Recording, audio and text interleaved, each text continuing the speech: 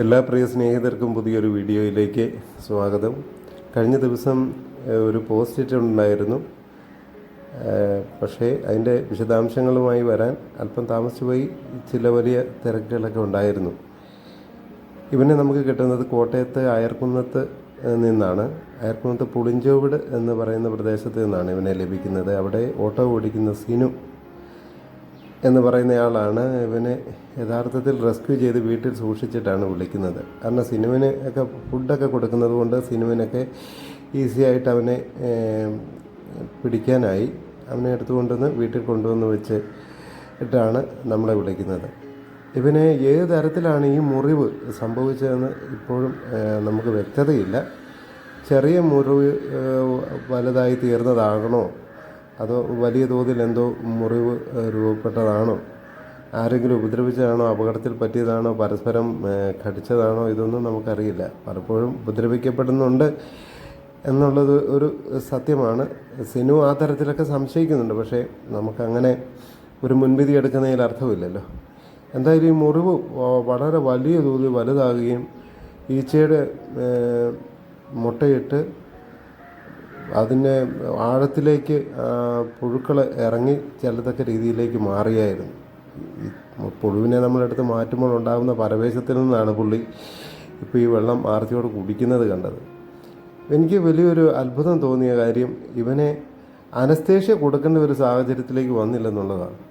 അല്ലെ നമ്മൾ ഇതുപോലുള്ള മുറിവിലൊന്നും തൊടാനൊന്നും ഒരിക്കലും ഒരു നായക്കുട്ടിയും സമ്മതിക്കത്തില്ല. നമ്മൾ പിടിക്കാൻ ചിലപ്പോൾ തന്നെ അവർ ഓടിപ്പോകും. കാരണം ഈ മുറിവിൻ്റെ വേദനയുണ്ടല്ലോ, അത് അവരെ പലതരത്തിൽ മാനസികമായിട്ട് അസ്വസ്ഥതപ്പെടുത്തുമല്ലോ. നമ്മളുമെല്ലാം അത്തരത്തിലാണല്ലോ, മനുഷ്യരും അങ്ങനെയൊക്കെ തന്നെയാണല്ലോ. അതുകൊണ്ട് പിടിക്കാനൊന്നും സമ്മതിക്കരുതാത്തതാണ്. എനിക്കും അങ്ങനെ ഭയമുണ്ടായിരുന്നു, കടിക്കുമോ. അതുകൊണ്ട് വായ കെട്ടിയിട്ടാണ് അവനെ എടുത്തത്. ഭാഗ്യപരീക്ഷണത്തിന് അവിടെ സമയമില്ല. എത്രയും വേഗം ഹോസ്പിറ്റലിൽ എത്തിക്കുക എന്നുള്ളതാണല്ലോ നമ്മുടെ ലക്ഷ്യം.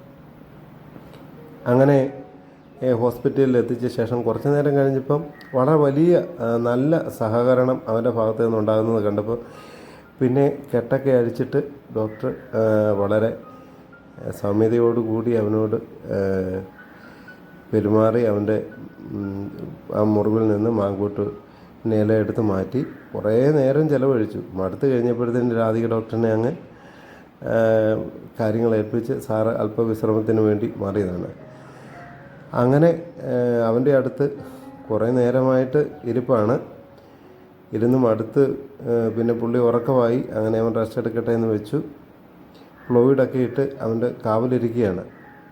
അങ്ങനെ അടുത്ത അവർ തന്നെ നമുക്ക് കടും കാപ്പിയൊക്കെ തരുന്ന ഒരു സാഹചര്യത്തിലേക്കൊക്കെ വന്നു ഹോസ്പിറ്റലിൽ.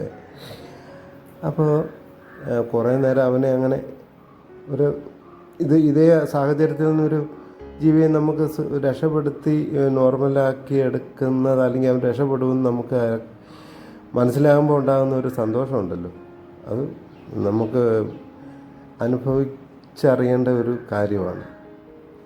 ഇത്രയൊക്കെ ചെയ്ത് കഴിയുമ്പോൾ തന്നെ നമുക്കുണ്ടാകുന്ന ഒരു സന്തോഷം വളരെ വലിയതാണ്. അങ്ങനെ അവനെ കുറേ നേരം അവൻ്റെ അടുത്തിരുന്ന് പിന്നെ ഫ്ലൂയിഡൊക്കെ ഇട്ടു. മെഡിസിനെല്ലാം വാങ്ങി അവൻ്റെ മുറിവിന് ചുറ്റും നല്ലപോലെ വൃത്തിയാക്കി ഓയിൻമെൻറ്റും മെഡിസിനും ഒക്കെ ആയിട്ട് സിനുവിൻ്റെ വീട്ടിൽ ചെന്ന് സിനുവിനെ അതെല്ലാം ഏൽപ്പിച്ചതിന് ശേഷമാണ് നമ്മൾ പോരുന്നത്. ഇനിയും അവനെ കൊണ്ടുപോകേണ്ടതുണ്ട്.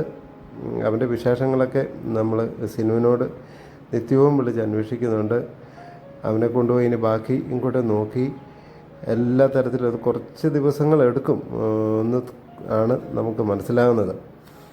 അവൻ്റെ ആ മുറിവെല്ലാം ഉണങ്ങി അവിടെ രോഗം വരത്തക്ക രീതിയിലേക്ക് വരണമെങ്കിൽ കുറച്ച് ദിവസങ്ങൾ എന്തായാലും എടുക്കും.